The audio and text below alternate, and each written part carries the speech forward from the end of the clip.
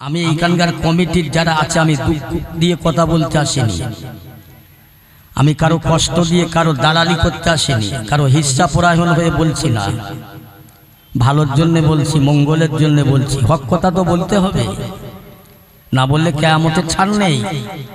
আল্লাহ পাক জিজ্ঞেস করবে, তোকে দুটো কথা বলার শক্তি দিয়েছিলাম, কেবলমাত্র টাকা নিয়ে তুই খেয়েছিস, তোর বউ বাচ্চা খেয়েছে, কই নামাজি সম্পর্কে বলিসনি, বেহায়া সম্পর্কে বলিসনি, বেপরদায় চলছে বলিসনি। আল্লাহ সেদিন আমাকে ছাড়বে না, আমাকে ছাড়বে। আমি একটা বিচার আপনাদের কাছে দিয়ে যাই। ধরে নেন আমি একটা বক্তা মৌলভী সাহেব, আমার একটা মেয়ে আছে 18, এখন 16-17 বছর বয়স।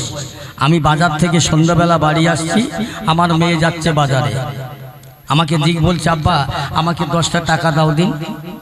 এই মেয়ে 10 টাকা কি করবি, এই সন্ধ্যাবেলা কোথায় যাবি? আব্বা আমি একটু বাজারে যাব। কেন? যাব, দরকার আছে। আর কি আছে, তুমি একা যাবি কেন? বলে আব্বা লোক আছে। এখন আমি তো মৌলভী সাহেব চিন্তা করছি, ভাবছি কি করা যায়। এখন এই মেয়েটাকে যদি জোর করে কিছু বলি, তাহলে লোকে বলবে দেখেছো একটা বক্তা মানুষ এই রাস্তার বারে এই মেয়েটার কি বলছে। আবার যদি মারি তা লোক বলবে একটা মৌলভী সাহেব মানুষ, মানুষের কথা বলে, শিক্ষা দেয়, ও রাস্তার মাঝায় ওই মেয়েটা ধরে পিটছে। আবার চিন্তা করছি, সব নয় বাদ দিলাম, যদি কিছু বলি সমাজের লোক হয়তো কিছু না বললে, মেয়েটা যদি বাড়ি গিয়ে তেল খায়, বিষ খায়। আমি তখন চিন্তা ভাবনা করে কোনো স্টেপ না নিয়ে 10 টাকা চেয়েছে, 50 টাকা দিয়েছি। এই কথাগুলো শুনছেন তো? 10 টাকা চেয়েছে, 50 টাকা দিয়েছি। এখন আমি বাড়ি গেলাম, মেয়েটা রাত 12টা-13টা বেজে গেল, বাড়ি আসছে না, খবর নিলাম না। সকালবেলা উঠে দেখছি মেয়ে। একবার জিজ্ঞেস করলাম কোথায় গেলি, কি করতে গেলি, কেন বা গেলি? আমি জিজ্ঞাসা করলাম ওই বাপ হয়ে। এখন ধরে নেন আমি মরে গেছি, আমার মেয়ে মরে গেছে। আল্লাহ পাক বিচার করবে, বিচারে হাসরের ময়দানে ওই মেয়েটাকে আল্লাহ বলবে, তুই জাহান্নামে যাও। হ্যাঁ, তোমার বাপ ছিল মৌলভী সাহেব, মানুষকে বোঝাতো, আর তুমি তার মেয়ে দুনিয়ায় বেহায়া বেপরদার মতো বেরিয়েছো, বেগানা পুরুষের সঙ্গে চলাফেরা করেছো, হাটে বাজারে ঘুরেছো, সিনেমা গান বাজনা দেখেছো, যাও তুমি জাহান্নামে। আল্লাহ, আমি যে জাহান্নামে যাব, আমার বাপ যে মানুষকে বোঝাতো, বলতো, আমি মেয়ে আমার বাপের কাছে 10 টাকা চেয়েছিলাম, 50 টাকা দিয়েছিল। কই সেদিন তো আমার বাবা আমাকে নিষেধ করিনি, মানা করিনি, কইছে আমার বাবা? আল্লাহ দেখে দে, সেই তোর বাবা।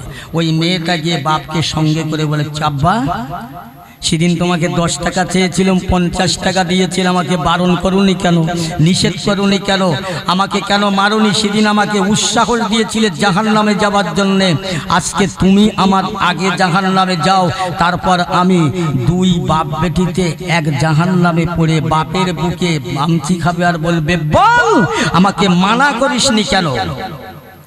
বিচার আপনাদের কাছে দিলাম, মেয়েটাই তোমাকে জাহান্নামে আগে ধাক্কা মেরে ফেলে দেবে। এর স্টেপ না নেওয়া। আজকের আমি বক্তা নয়, আমি একটা তক্তা, বুঝলেন? বহু ফুলের খুশবু আছে, গাঁদা ফুলের খুশবু আছে, রজনীগন্ধার খুশবু আছে, গোলাপ ফুলের খুশবু আছে, পাকড়া গাছের খুশবু নেই। আমি হলাম আপনাদের কাছে একজন পাকড়া গাছ, আমার মধ্যে কিচ্ছু নেই। দুটো কথা আমল করে হকের উপরে চালান।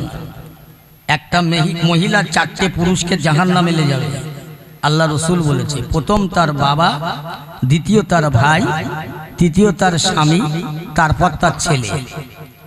যদি স্টেপ না লাও জাহান্নামে নিয়ে যাবে। মেয়েরা বেপরদায় ঘুরবে, বাপ হয়ে কিছু বলবে না, তার গার্জেন কিছু বলবে না।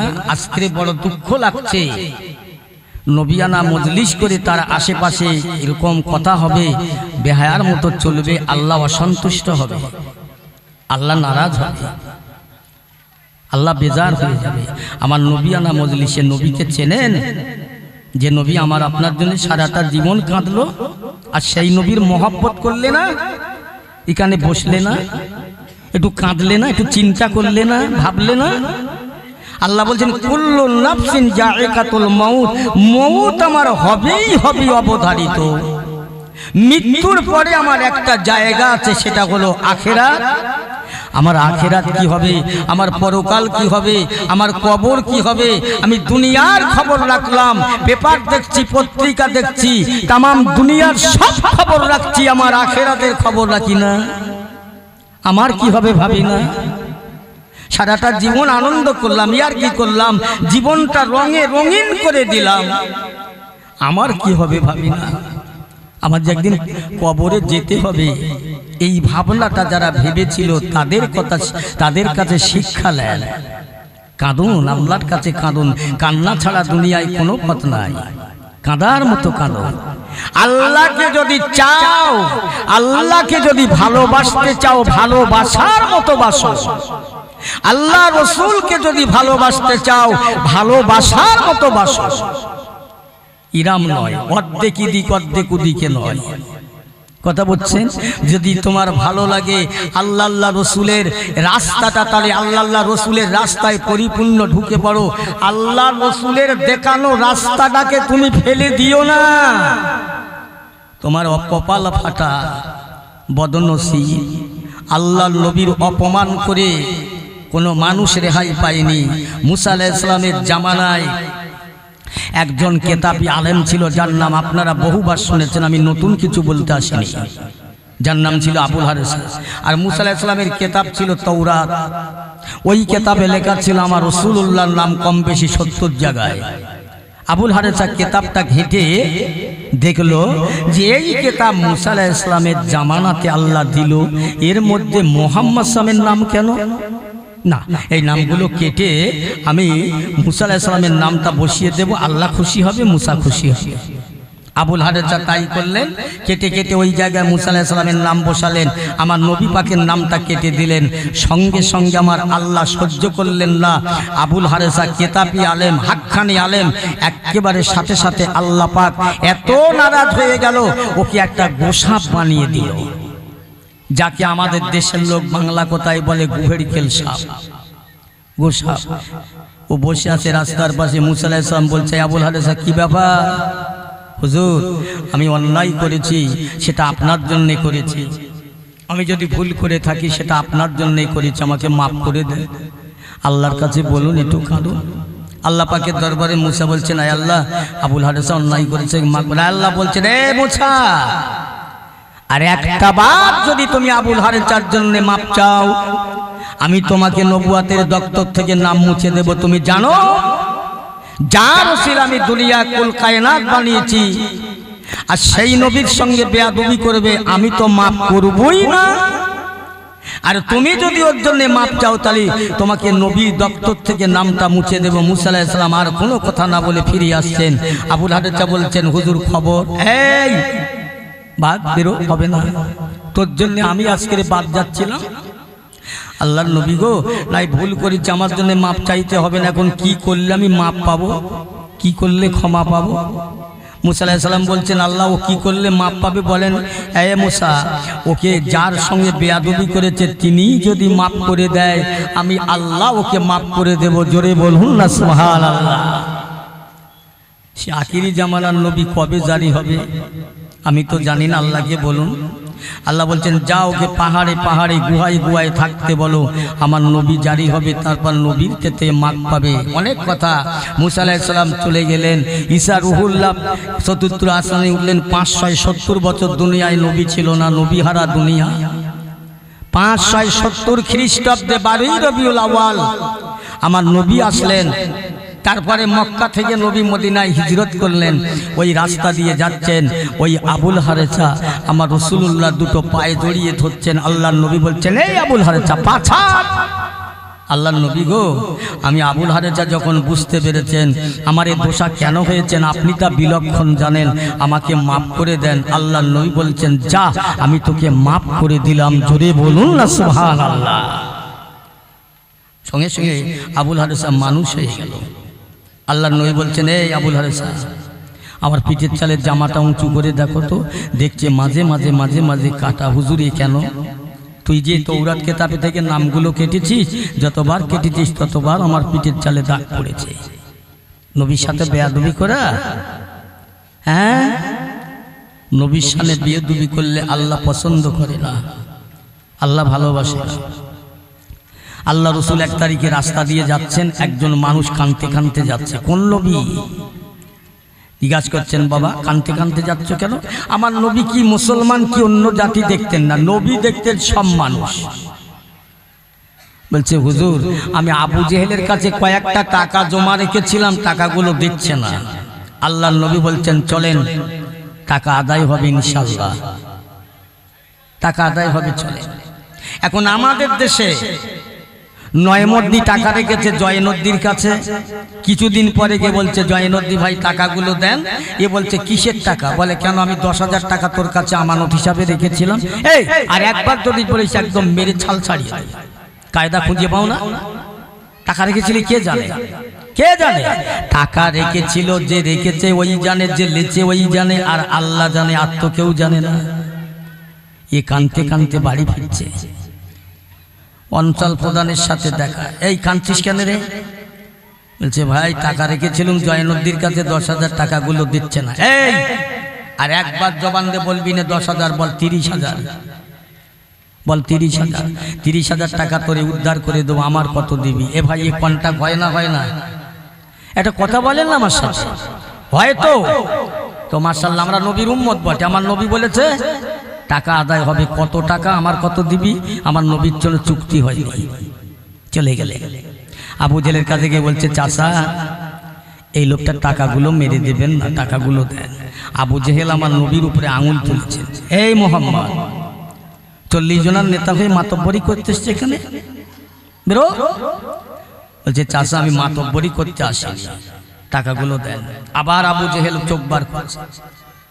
আমার আল্লাহ পাক রব্বুল আলামিন দয়াময় খোদা সঙ্গে সঙ্গে আমার নবীর ইজ্জত সম্মান বাড়াবার জন্য 2টা বাঘ আল্লাহ পাকের রহমতে কুদরতে 2টা বাঘ দুজন করে ছুটে ছুটে এসে আবু জেহেলের দিকে মুখটা উঁচু করে বলছেন, এই আবু জেহেল টাকা দিবি না? বল না, আমাদের পেটের নাস্তা বেনে যাবে। ওই জমায় আবু জেহেল বলেছিল, বাবা মোহাম্মদ তোর বাঘ দুটোরে থামা, আমি এখনই টাকা দিয়ে দেবো। একটু জোরে বলা যাবে না সুবহানাল্লাহ?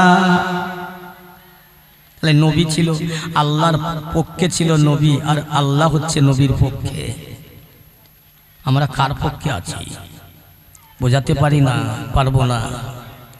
ও মুসলমান ইমানদারের আল্লাহ ওয়ালা ভাইরা, আজকে নবিয়ানা মজলিস, নবিয়ানা জলসা, যে নবীনাকে বানাইল আল্লাহ দুনিয়া কুল কায়নাত বানাতেন না, দুনিয়ার জমিন আসমান পাহাড় পর্বত বানাতেন না।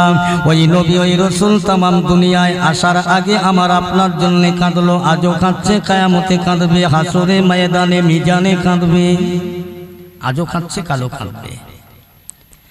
ও মুসলমান ইমানদার আল্লাহওয়ালা ভাইজানেরা, মুরব্বীরা, নওজওয়ান যুবকেরা, ছেলেরা, ভালো করে শুনে নাও। দুনিয়ার দিকে তাকাও, রঙিন দুনিয়ার রঙে রঙিন হয়ে যেও না। ফিরে এসো, ফিরে এসো, আল্লাহর পথের প্রতীক হয়ে যাও। আল্লাহর পথের প্রতীক হও। আল্লাহ পাক কালামুল্লাহ শরীফে বলেন, কুল ইন কুনতুম তুহিব্বুনাল্লাহ ফাত্তাবিউনি ইউহিব্বুকুমুল্লাহ ওয়া ইয়াগফির লাকুম যুনুবাকুম, আল্লাহু গফুরুর রহিম।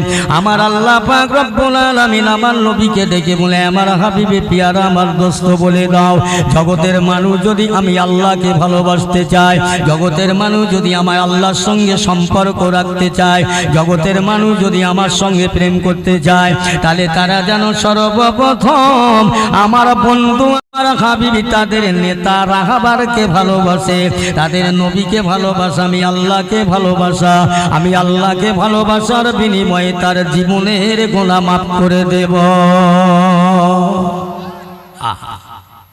তাহলে নবীকে ভালোবাসতে গেলে নবীকে ভালোবাসি, নবীকে ভালোবাসি করলে হবে না। ভালোবাসার একটা স্টেশন আছে, একটা প্ল্যাটফর্ম আছে, একটা ধাপ আছে, ভালোবাসার একটা মাপকাঠি আছে, বুঝেছেন? আল্লাহ নবীর দরবারে একজন সাহাবী, যার নাম হচ্ছে ইকরামা। আল্লাহ নবীর দরবারে আসে যায়, যায় আসে, আসে যায়, যায় আসে। এত ভালোবাসা বেড়ে গেল অন্তরে হৃদয়। আল্লাহ নবীর দরবারে আসা যাওয়া করতে করতে কালমা পড়ে মুসলমান হয়ে গেল। ইকরামার আপনজনেরা, দেইজিরা, প্রতিবেশীরা, ভাইয়েরা, ছেলেরা, বাচ্চারা তারা সবাই জানতে চাইল, ইকরামা তুমি কি মুহাম্মদ রাসূলুল্লাহর হাতে হাত রেখে কলমা পড়েছো? বলে হ্যাঁ। এই সাহস তোমার কম নয় তো? তুমি নবীকে ভালোবেসে কলমা পড়েছো, তোমার কলমা পড়ার স্বাদ মেটাবো, দাঁড়াও। ইকরামাকে তারা ধরাধরি করে নিয়ে চার হাত পা এক জায়গায় করে বাঁধলো, বেঁধে আকার জঙ্গলে, যে জঙ্গলে বাঘের ভাস, ভাল্লুকের বার, মানুষ খেকো, জীব জানোয়ার, ইকরামাকে তারা ধরে ওই জঙ্গলে দিয়ে আসলো। তারা জানে ইকরামাকে বাঘে খেয়ে ফেলবে, কলেমার স্বাদ জনমের মতো মিটে যাবে। ও মুসলমান, আল্লাহ পাক রব্বুল আলামিন বললেন, ওয়ালা তাহিনু ওয়ালা তাহজানু ওয়া আনতুমুল আউলাদিন কুনতুম মুমিনিন। যারা আমার কোন এক নম্বর মুমিন হবে, আমার নবীর ভালোবাসা হবে, আমার এক নম্বর মহব্বতের বান্দা হবে, আমি আল্লাহ কথা দিলাম, ইন কুনতুম মুমিনিন, তারা এক নম্বর মুসলমান হবে, আমি তাদের দুনিয়ায় তরিয়ে নেব। তারা বেইজ্জতি হবে না, অপমান হবে না, লাঞ্ছিত ঘৃণিত হবে না, তাদের কেউ ক্ষতি করতে পারবে না। আমি আল্লাহ তাদের দুনিয়ায় বাঁচাবো, আখিরাতে জাহান্নাম থেকে বাঁচাবো। একটু জোরে বলা যাবে না সুবহানাল্লাহ? আল্লাহ কথা দিয়েছে, অঙ্গীকার করেছে, বাঁচিয়ে নেবে, বাঁচিয়ে নিয়েছে, প্রমাণ আছে। আমি বাজে কথা বলবার চেষ্টা করব না, আল্লাহ যেন আমার বাজে কথা না বলায়। আল্লাহ পাক বললেন, আমি তরিয়ে নেব যারা আমার এক নম্বরের মুমিন হবে, চিন্তা নেই, ভাবনা নেই, কোনো ভয় নেই। আমার প্যারা মুসলমান, ইকরামাকে তারা ধরে আকার জঙ্গলে দিয়ে আসলো। ওই জঙ্গলার যত বাঘ ছিল, মানুষকে গো, জীব জানোয়ার ছিল, সবাই এসে তারা ইকরামার হাতের বাঁধন, পার বাঁধনগুলো তারা ধারালা দাঁত দিয়ে, নখ দিয়ে কেটে কেটে কেটে কেটে আমার ভাইয়েরা খুলে দিচ্ছেন। ইকরামা বলছেন, ও গো জঙ্গলার বাঘেরা, তোমরা আমাকে খেয়ে নাও, খেয়ে নিলে আমার প্রতিবেশীরা, আপনজনেরা খুশি হবে, আমাকে তারা কষ্ট দেবে, আমাকে তারা আর কষ্ট দেবেন না। জঙ্গলার বাঘেরা কথা বলে, ইকরামা তোমাকে খাওয়া তো দূরের কথা, তুমি যেমন আল্লাহ আল্লাহ রসুলের গোলাম হয়েছ, আল্লাহ আল্লাহ রসুলের প্রেমের মানুষ হয়েছ, তুমি যেমন আল্লাহকে মানো, নবীকে মানো, আমার আল্লাহ দুনিয়ায় আমাদের বাঘদের কাল্লা জানালো, এ জঙ্গলার বাঘেরা, আমি তোদের সৃষ্টি করেছি, আমার কথা মতো চলবি, তুমি যদি আল্লাহর কথা মানো, আমরা আল্লাহর কথা মানি। আল্লাহ পাক আমাদের বললেন, আমার ওই বান্দার ধারালা দাঁত দিয়ে, তোমাদের নখ দিয়ে বাঁধনগুলো কেটে কেটে আমার নবীর প্রেমিক বান্দাকে তোমরা বাড়ি পৌঁছে দাও। ইকরামা তোমাকে খাওয়া তো দূরের কথা, একটা পশমের ক্ষতি করতে পারবো না, আল্লাহ পাকের হুকুম আমরা পালন করব, তোমাকে বাঁধন খুলে দিলাম, তুমি বাড়ি চলে যাও। জোরে বলা যাবে না, যাও। আল্লাহর হয়ে গেছে, আল্লাহ ওনার হয়ে গেছে, যা, তুই আমার, আমি তোর। আল্লাহ বলছে, তুই আমার না, আমি তোর না। চলে গেলে তারপর দিন সকালবেলা দেখছি ইকরামা বাড়ি ঘুরছে। কি ব্যাপার? এই ইকরামা, কি ব্যাপার, ঘুরছো কেন? কি করে বাড়ি আসে? আল্লাহ আমাকে বাঁচিয়েছে। ওদের মাগের মাত্রা আরো ভালো। আবার তারপর দিন সকালবেলা তাকে ডাকলেন, মানুষেরা লাইন দিয়ে, কাতার দিয়ে বের করলেন।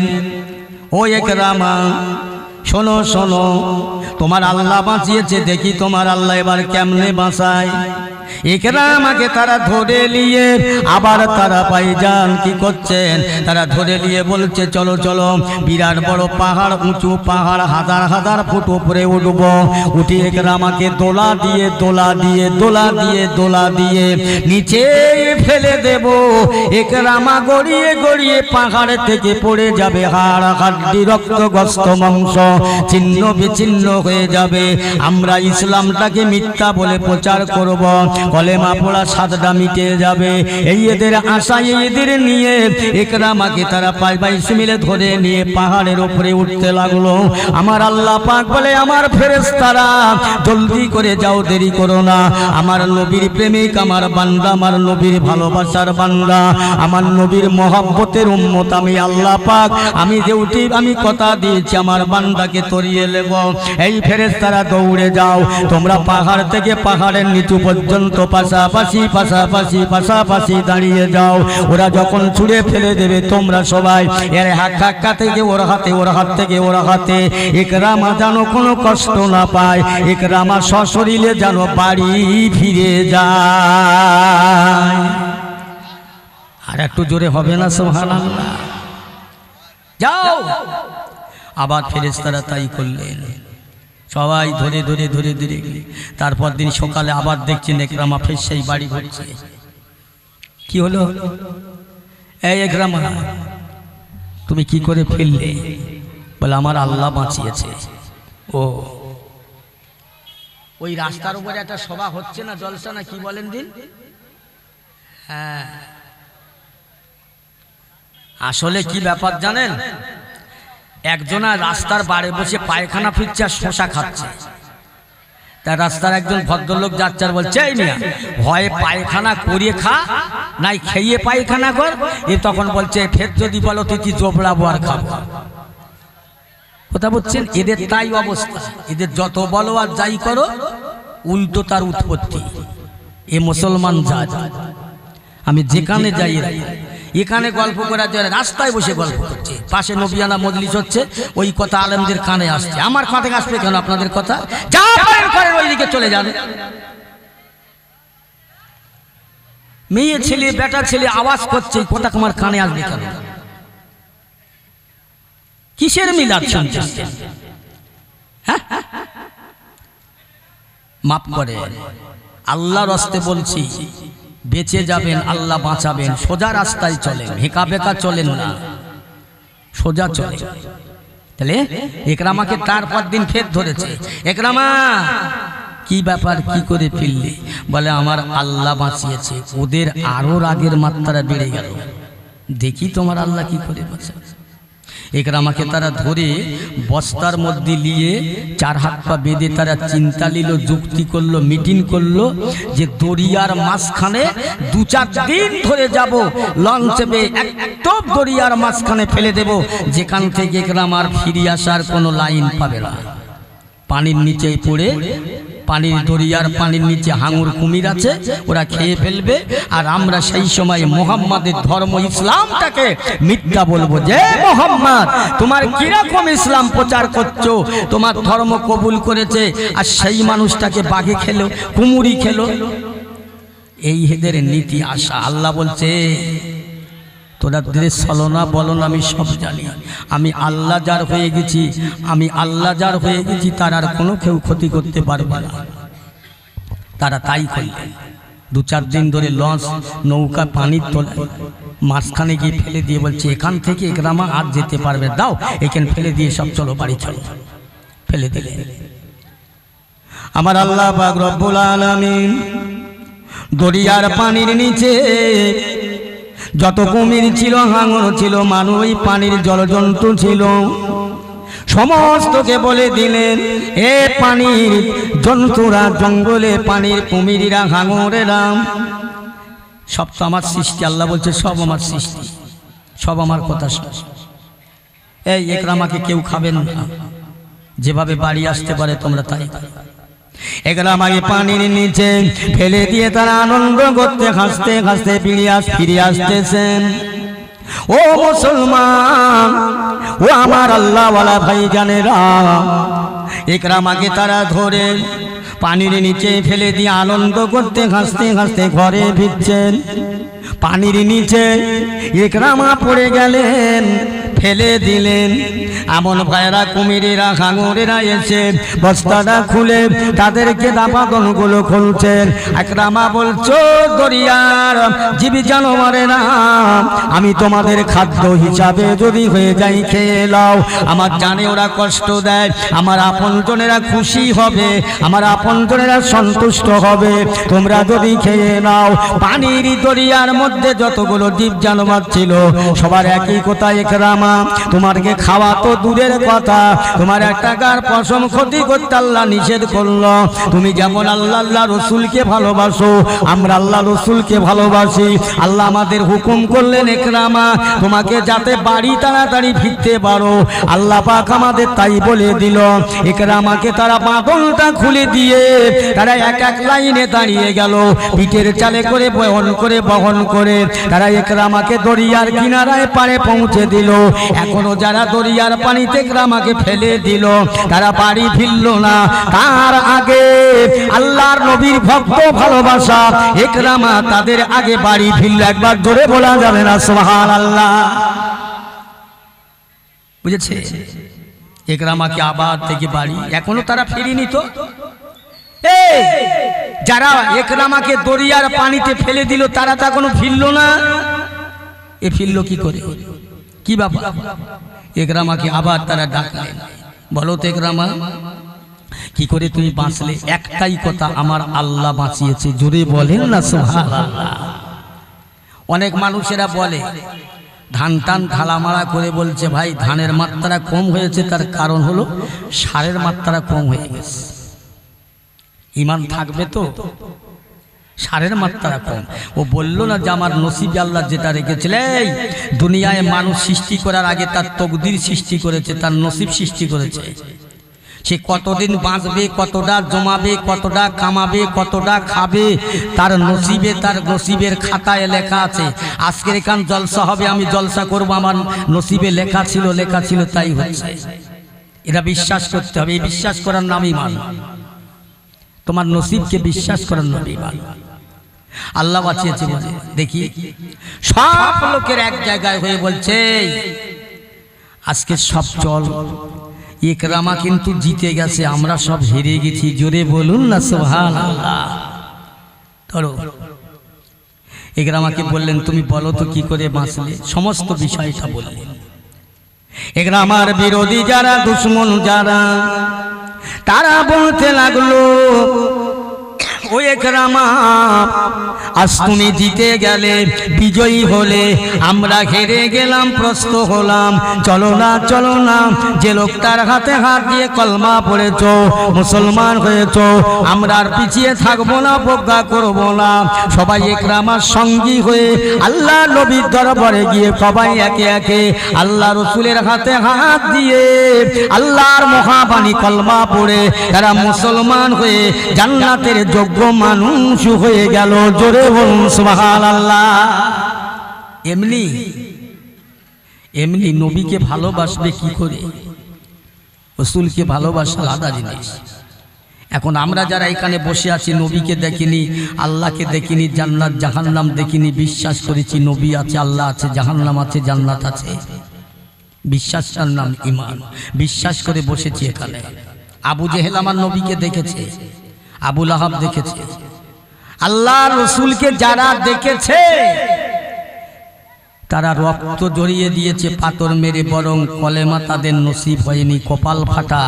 আমরা পদ্মপুকুরের মানুষ, বিভিন্ন জায়গার মানুষ, নবী না দেখে বিশ্বাস করে বসেছি। আমাদের কপাল ভালো না খারাপ? ভালো। জোরে বলেন না সুবহানাল্লাহ? কি গো, যদি আল্লাহ রহম করে নবীর সুপারিশ যদি পাওয়া যায় জান্নাত পাওয়া যাবে। নবীর সুপারিশ ছাড়া জান্নাত মিলবে না। এখন নবীকে চিনতে গেলে কোথায় যেতে হবে? ইরাকে, আফগানিস্তানে, সৌদি আরবে। নবীকে চিনতে গেলে আল্লাহর ওলিদের দরবারে যাবার লাগবে। আল্লাহর ওলিদের চিনলে নবী চেনা যাবে, আল্লাহর নবীকে চিনলে আল্লাহ চেনা যাবে। আল্লাহ চেনা গেলে আর তার কোনো ভয় নাই। জোরে বলুন না সুবহানাল্লাহ? এখনকার কিছু আলেমরা বলছে ও পীর ফকির নেই মানতা হয়, ও মানুষ, আমি মানুষ, ওর কাছে যাব কেন? এখন পদ্মপুকুরের কোনো মানুষ ধরে নেন বোম্বে চাকরি করে, বোম্বে থেকে বাড়ি শিয়ালদা এসে লেবে টিকিট মাস্টারকে বলছে স্যার আমাকে একটা পদ্মপুকুর টিকিট দেন। খুব ভালো করে শুনলেন, পদ্মপুকুর টিকিট দেন। ও টিকিট মাস্টার হাত লাড়ছে, এদিকে দেখে বলছে এই আমি একটা পদ্মপুকুর পাচ্ছি না। আরে পদ্মপুকুরে প্ল্যাটফর্ম ট্রেন স্টেশন নেই, তা পাবে কোথায়? ও নিয়ত করেছে শিয়ালদায় থেকে ট্রেনে উঠবো, দাবার পটেই গিয়ে লাভবো, জীবনে বাড়ি আসতে পারবে? সম্ভব? বাবু এখনকার মোল্লা মৌলবীরা কিছু বলছে ডাইরেক্ট আল্লাহ আল্লাহ রসুলকে চিনবার কারো দরকার নেই। এ পাগল হয়ে গেছে, এত সোজা সস্তা না। আল্লাহ আল্লাহ রসুলকে পেতে গেলে প্রথমে আল্লাহর ওলিদের দরবারে যেতে হবে, বহু প্রমাণ আছে, ইতিহাস আছে। যাক, আমি সে কথা বলবো না। তাহলে নবীকে দেখল যারা, কলেমা পড়লো না, বড় নবীর দুশ্মনী করেছে, তারা ধ্বংস হয়ে গেছে, ক্ষতি হয়ে গেছে। নবীকে যারা দেখেনি আজকে তারা বিশ্বাস করে জলসায় বসেছে, কপাল আমাদের ভালো। আমার ভাইরা, দোস্তেরা, আব্বা জানেরা, আবু জেহেল আল্লাহ রসুলকে ছোট করার জন্য সর্বসময় নবীকে কষ্ট দিতে, ছোট করার জন্য। যে কোনো জায়গাতে একটা নবীকে যদি এদিকে দিতে পারে, ইসলামটাকে মিথ্যা বলে প্রচার করবে। আমার ভাইরা, আল্লাহ নবী, আল্লাহ বলছে পারবি না আমার নবীকে অপমান করতে। আমি আমার বন্ধুকে দুনিয়ায় বলেছি একটু আগে যাই, আল্লাহ রসুলের দরবারে সাহাবা হুজুররা বলি, ইয়া রাসূলুল্লাহ, হাবিবাল্লাহ, একটু আপনার আল্লাহকে আপনাকে কত ভালোবেসেছে আর আপনি আল্লাহকে কত ভালোবেসেছেন একটু বলুন না, আমরা শুনি। আমার নবী হয়েছেন বক্তা, সাহাবারা শ্রোতা, জোরে বলুন না সুবহানাল্লাহ। হুজুর, আল্লাহর সঙ্গে আপনার সঙ্গে কি সুসম্পর্ক আমরা একটু জানতে পারি না? আমার রসুল বলছে কি জানা? বলছে হুজুর বলেন একটু। আল্লাহ রসুল বলছে শোনো, সর্বপ্রথম আল্লাহ পাক আমার নূরকে সৃষ্টি করলেন, আউয়ালা মা খালাকাল্লাহু নূরি, আমার নূরকে তৈরি করলেন। তারপরে সব তৈরি করার পরে আমি আল্লাহ রসুল তখন আমার মা আমিনার গর্ভে আসিনি, দুনিয়ায় আসিনি। আমি আল্লাহ তসবিহ পড়তাম, আমি আল্লাহর জিকির করতাম। আল্লাহ রসুলের সাহাবারা কি জিকির? আল্লাহ রসুল আল্লাহর হাবিব বলছেন, আমার সাহাবীরা, আমি রাসূলুল্লাহ তখন দুনিয়ার মায়ের পেটে আসেননি, জগতে আসেন নাই। আমি আল্লাহ পাকে তসবিহ পড়তে লাগলাম। প্রথমে আলহামদুলিল্লাহ, আলহামদুলিল্লাহ, আলহামদুলিল্লাহ। এই আলহামদুলিল্লাহ 1 বছর নয়, 2 বছর নয়, 70,000 বছর তেলাওয়াত করলাম। 70,000 বছর তেলাওয়াত করে পাল্টে নিলাম সুবহানাল্লাহ, সুবহানাল্লাহ, সুবহানাল্লাহ। এটাও 70,000 বছর পাঠ করলাম। এ সাহাবীরা, আবার 70,000 বছর পরে পাল্টে নি আল্লাহু আকবার, আল্লাহু আকবার, আল্লাহু আকবার। এটা পড়তে লাগলাম। এইভাবে আমি রাসূলুল্লাহ দুনিয়ায় তখন মায়ের গর্ভে আসেন নাই। আমি আল্লাহ পাকের জিকির করেছিলাম 1 বছর নয়, 2 বছর নয়। আমি আল্লাহ রাসূল দুনিয়াতে আসার আগে আমি 2,10,000 বছর আল্লাহর জিকির করেছিলাম। একটু জোরে বলা যাবে না সুবহানাল্লাহ? 1-2 বছর নয়, কত বছর বললাম? 2,10,000 বছর। তারপর এই আমার সাহাবীর, আমার আল্লাহ পাক আমার জিকিরে, আমার তাসবিহতে এত খুশ হয়ে গেল, এত রাজি হয়ে গেল, এত সন্তুষ্ট হয়ে গেল। আল্লাহ পাক আমাকে হাবিব বলে ডেকে উঠলেন। আমি রাসূলুল্লাহ ওই সময় আমার আল্লাহ পাকে আরো সন্তুষ্ট করবার জন্য আমি পড়তে লাগলাম, লা ইলাহা, কেউ নাই, ইল্লাল্লাহু, আল্লাহ ছাড়া। জোরে বলুন সুবহানাল্লাহ। লা ইলাহা না থাকবে, আমার আল্লাহ তো আছে। ও আমার সাহাবীরা, আমি রাসূলুল্লাহ তখন মায়ের গর্ভে আসেন নাই, দুনিয়া আসেন নাই। আমি পড়তে লাগলাম, লা ইলাহা ইল্লাল্লাহ, লা ইলাহা ইল্লাল্লাহ, লা ইলাহা ইল্লাল্লাহ। এই পড়া পড়তে লাগলাম, লা ইলাহা, কেউ নাই, ইল্লাল্লাহু, আমার আল্লাহ ছাড়া কোনো মাবুদ নাই। আমার আল্লাহর নবী বললেন, আমি পড়তে লেগেছি লা ইলাহা ইল্লাল্লাহ, আর আমার পরে আমার আল্লাহ বলছে মুহাম্মাদুর রাসূলুল্লাহ, মুহাম্মাদুর রাসূলুল্লাহ, মুহাম্মাদুর রাসূলুল্লাহ। আমার আল্লাহ পাক বলছে, আমার হাবিবে পিয়ারা, আপনি যেমন বলছেন লা ইলাহা ইল্লাল্লাহ, আমি আল্লাহ ছাড়া আপনার কেউ নাই। আমি আল্লাহ বলছি মুহাম্মাদুর রাসূলুল্লাহ, আপনি ছাড়া আর আমার কেউ নাই। একবার জোরে বলা যাবে না সুবহানাল্লাহ? আল্লাহু আকবার। ও মুসলমান, তাহলে আল্লাহ আল্লাহ রসুলের সঙ্গে কত ভালোবাসা। নবী দুনিয়ায় আসেননি তখন আল্লাহকে খুশি করলো, রাজি করলো, আল্লাহ খুশি হয়ে গেল।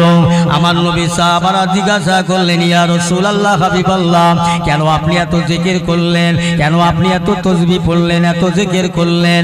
আমার নবী বলেছিলেন, সাহাবীরা রে, আমার আল্লাহ পাক আমাকে উম্মতের কান্ডারি করে দুনিয়ায় পয়দা করেছে, আমাকে নেতা করে পয়দা করেছে, রাহমাতুল লিল আলামিন করেছে, দয়াবান নবী করেছে। আমি এই জন্য পড়েছিলাম আখিরি জামানা, শেষ জামানার আমার উম্মতেরা বড় গুনাহগার হবে, পাপাচার হবে, কাল কিয়ামতে গুনার বোঝা মাথায় করে নিয়ে উঠবে। আমার উম্মতের কেউ দেখার হবে না, কেউ তাদের আগা বলবে না।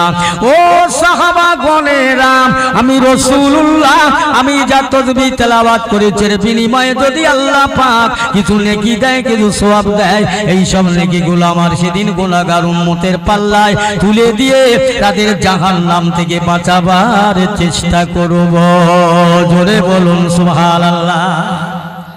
আহা, রাস্তায় পড়ে ঘুরছো, কার আছো, কে তোমাকে দেখবে? যে দেখবে সেও ছুটা জ্বালাত পাগল হয়ে যাবে, কেউ হবে না, কেউ হবে না। আল্লাহ রাসূল আল্লাহর হাবিব 1 তারিখে বাড়ি থেকে বেরিয়ে যাচ্ছেন সন্ধ্যাবেলা। আম্মা জান বলছেন, হুজুর কোথায় যাবেন?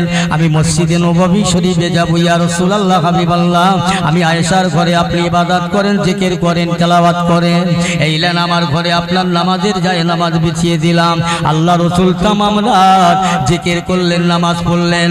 আল্লাহর নবী মসজিদে নববী শরীফে ফজরের নামাজ আদায় করতে যান। আম্মা জান আয়েশা যায় নামাজের পাটিটা তুললেন, top top top top top top করে পানি পড়ে।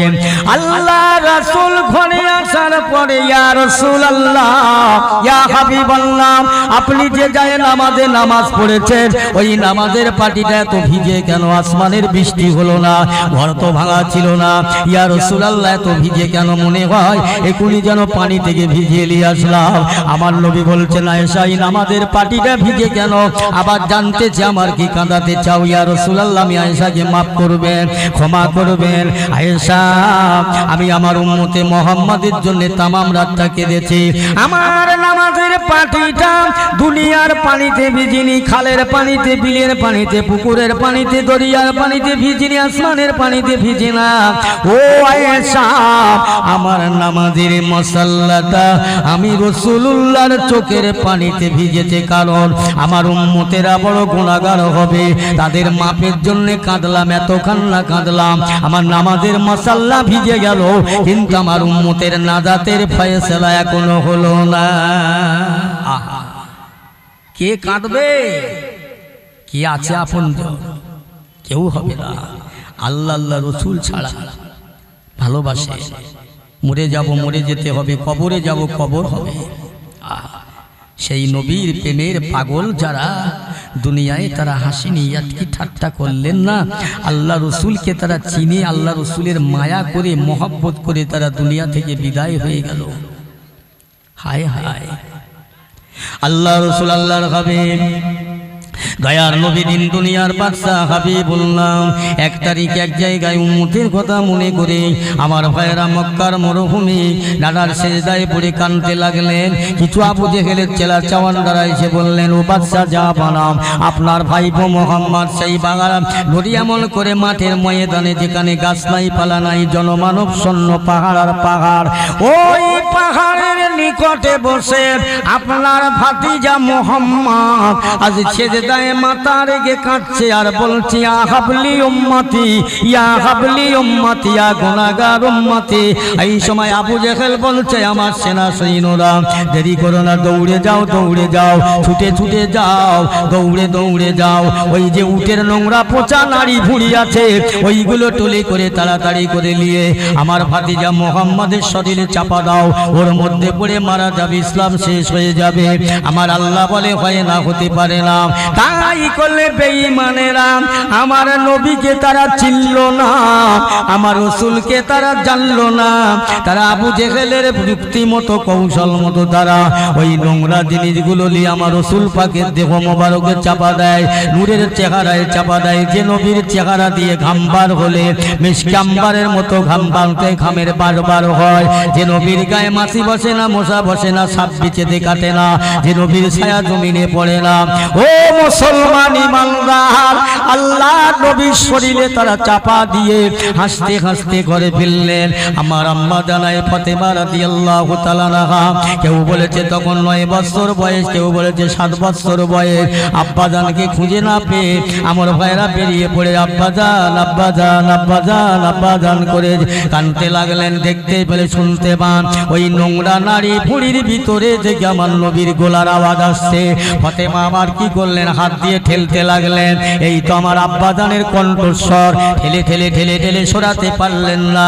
ফাতেমা আল্লাহর দরবারে হাত তুলে মোনাজাত করবে, আল্লাহ পাক আজ আপনার বন্ধুকে যারা কষ্ট দেয়, আপনার হাবিবকে যারা কষ্ট দেয়, আল্লাহ আপনি তাদের গজব দেন। আমার নবী আমার রাসূলুল্লাহ কুদরতি ক্ষমতায় বেরিয়েছে, বলছে ফাতেমা হাত নামাও, হাত নামাও, এই দোয়া করো না মা, ওরা আমাকে চিনতে পারেনি, বুঝতে পারেনি, এরা আমাকে জবরদস্ত দিয়েছে মা, তুমি যদি বদদোয়া করো আল্লাহর আযাব পড়ে যাবে, ধ্বংস হয়ে যাবে, আসমানি বালা এসে যাবে, এরা বাঁচবে না।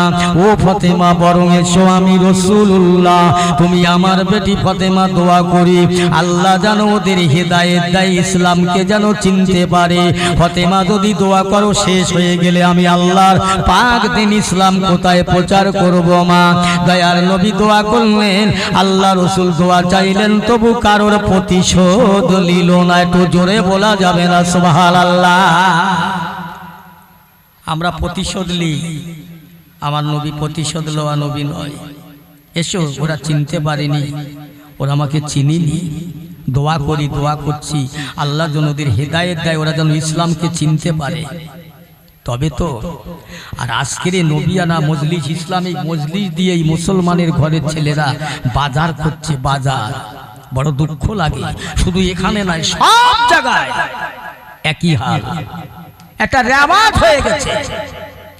আরে জলসা হচ্ছে, হাজার হাজার টাকা খরচা করে মাওলানারা পকেট ভারী করে চলে যাচ্ছে, প্যান্ডেল আলা জেনারেটর আলালে চলে যাচ্ছে, খাবার ব্যাপারী জিলিপিওয়ালা ওরা বেচা কেনা করে নিয়ে চলে যাচ্ছে। জলসা কমিটির লোক কি হবে, গ্রামের লোক কি হবে, ওদের যা ছিল তাই, ওরা যা ছিল তাই, কি লাভ হলো? আমার ভাইয়ের আব্বা জানেরাম, আমি আপনাদের বোঝাতে পারবো না, ওয়াজ শুনে সন্তুষ্ট করতে পারবো না, তবে দুটো কথা বলে যাই। একটা কথা হচ্ছে, আপনি আমি সবাই একটাই কথা মানব, দুটো জিনিস সাথে করে নিয়ে কবরে যাবার নিয়ত করব। দুটোর একটা হলো ঈমান আর একটা হলো আমল। আল্লাহ রাসূল আমাদের দেখিয়ে দিয়েছে, এই পথে চললে জাহান্নামে যাবে, এই পথে চললে জান্নাতে যাবে, এইটা করলে আমলওয়ালা হবে, এইটা করলে ঈমানদার হবে, এইটা করলে বেঈমান হয়ে যাবে, এইটা করো না, এইটা করো, এই পথে চলো, এই পথে চলো না। আমার রাসূলের দেখানো রাস্তাটা আজকে তোমরা যাতা মনে করলে, আমার রাসূলের দেখানো পথটা তোমরা সামান্য মনে করলে। আমার ভাইয়েরা, কোথার প্রসঙ্গে কথা বেড়ে যায়। আমার বিশ্ব নবী হাবিবুল্লাহ কেমন নবী, যার গায়ে নোংরা মনে করে উটের পচা নাড়ি ভুঁড়ি চাপিয়ে দেয়। আমার বন্ধুরা, 1 তারিখ আমার রাসূলুল্লাহ দয়াল নবী মাগরিবের নামাজ পড়ার জন্য মসজিদে নববী শরীফে যান। আমার আপনার আম্মা জান, আল্লাহর নবীর বিবি আমাদের আম্মা জান আয়েশা সিদ্দিকা রাদিয়াল্লাহু তাআলা আনহা, 6 লক্ষ হাদিস পাকের হাফেজা, 30 পারা কোরআন পাকের হাফেজা। হে আল্লাহর নবীর বিবি আমাদের আম্মা জান বলছি, ইয়া রাসূলুল্লাহ, হাবিবাল্লাহ, আজকে নামাজ পড়ে আপনি দেরি করবেন না, জলদি করে তাড়াতাড়ি আমার ঘরে আসবেন, একটু কাজ আছে, একটু কাজ আছে। রাসূল নামাজ পড়ে ফিরলেন। আয়েশা, কি কাজ হুজুর? ঘরে একটু বসেন, একটু অপেক্ষা করেন, ইন্তজার করেন। আমার আপনার নবী ঘরে বসে আছেন। আম্মা জান আয়েশা ঘরের জানালা দরজাগুলো সব বন্ধ করে দেয়। রাসূল বলছে, আয়েশা কি ব্যাপার? ইয়া রাসূলুল্লাহ, হাবিবাল্লাহ, আমি আয়েশাকে মাফ করবেন, আমি আয়েশাকে ক্ষমা করবেন, আপনি মনে কিছু নেবেন না। ইয়া রাসূলুল্লাহ, হাবিবাল্লাহ, আরবের কিছু মহিলারা, মদিনার কিছু মেয়েরা আমি আয়েশার কাছে মসলা ফতোয়া নেওয়ার জন্য তাদের পাঠালেন। হ্যাঁ আয়েশা, ও আয়েশা, তুমি তো 6 লক্ষ হাদিস পাকের হাফেজা, 30 পারা কোরআন শরীফ পাকের হাফেজা, তুমি তো মুহাদ্দিস, তুমি তো মুফতি সাহেব, তোমার কাছে আরবের মহিলারা, মদিনার মায়েরা, বেটিরা মশলা দেবার প্রয়োজন আছে, ফতোয়ার প্রয়োজন আছে, তাই তো তাদেরকে তোমার কাছে তারগা পাঠিয়ে দিয়া রাসূলুল্লাহ হাবিবাল্লাহ। আমি আয়েশা তাতে দুঃখিত নয়, তাতে ব্যতীত নয়, তবে হুজুর আমি দিনের বাগে একটা কাজ করব, ওদের সামনে করতে পারি না। আমি আয়েশার পরনের শাড়িটা ছিঁড়ে গিয়েছে।